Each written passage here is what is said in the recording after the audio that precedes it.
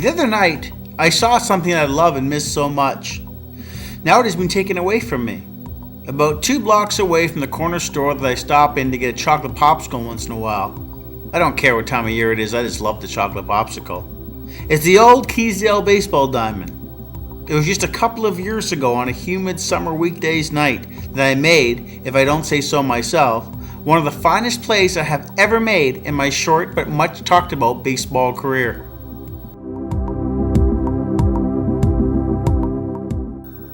After snapping up a grounder that was blasted down the third base line, I rocketed a throw to the first baseman's glove, recording an out. I was so proud of myself. Our second baseman at the time, his name was Adam, was a guy that I just didn't like. He looked at me with his stern eyes and spoke through his black-brown stained teeth, stained from tobacco of course. And he said to me in a soft tone, "Great play, man." It was nice getting a compliment from Adam. We lost the game 7-2 that night, but it's times like those I can only recall now to enjoy them. It was frightful today to watch the image of the baseball diamond disappear as I walked back home with a chocolate popsicle dripping from my mouth. My doctors and therapists just feel that it's too risky to my health to play real baseball again. So I will never hit .306 in a season again. I will never snag that ball again. I will now only get to talk about the memories I had playing a game I loved.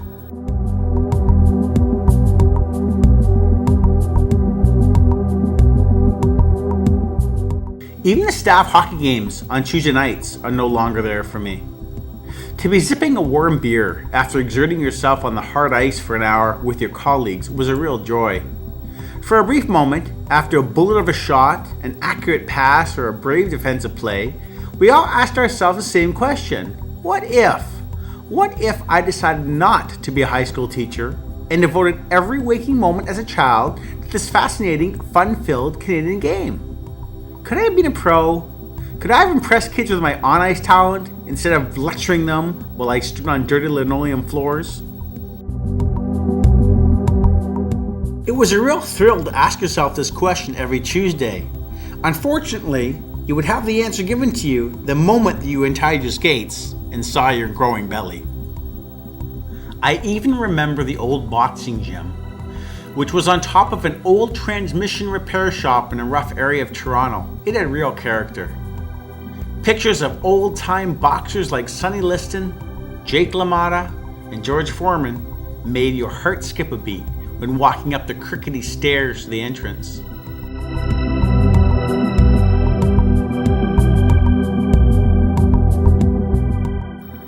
The manager of the boxing club, a real tough guy named Paul, told me I had a lot of work to do in conditioning and footwork. But he loved the boxing nickname I gave myself, the Jabbing Jew. Not to mention the boxing boots that I bought at a local garage sale for $5. I miss the boxing club, and I also miss the shape I was once in. The only opponent that I'm trying to beat today is fatigue.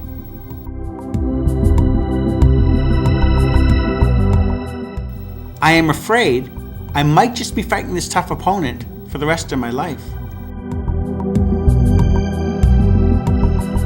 There are still lots of other activities I can enjoy. They might not be ones I'm absorbed in at the present moment or ones I loved as a kid, but these new activities will make me a well-rounded person. I might have lost a lot, but I certainly might end up gaining a lot too. Join me next week for diary entry number 7, when Brenda and Cassandra come into my life.